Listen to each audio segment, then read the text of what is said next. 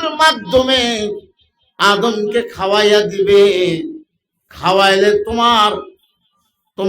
তুমি সাকসেসফুল হবে, দুইজন মিলেই জান্নাতে থাকতে পারবে।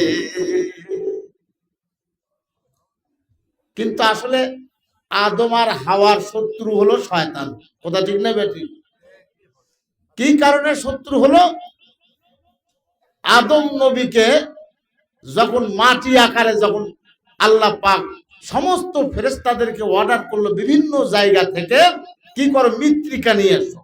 মৃত্তিকা নিয়ে আসলো, নিয়ে আসার পরে চারটে মেডিসিন দিয়া আল্লাহ রাব্বুল আলামিন বাবা আদম আলাইহিস সালামকে আল্লাহ পাক তৈরি করলেন।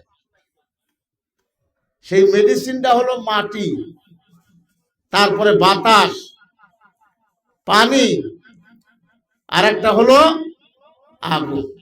কয়টা হলো? এই চারটে মেডিসিন দিয়া মাটিকে মানে ডাইলেশন করে রিফাইন করে আল্লাহ পাক আদম নবীকে সৃষ্টি করলেন।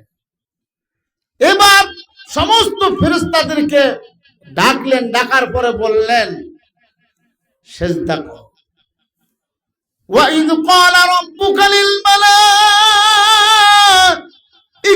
إِنِّي جَاعِلٌ فِي الْأَرْضِ خَلِيفَةً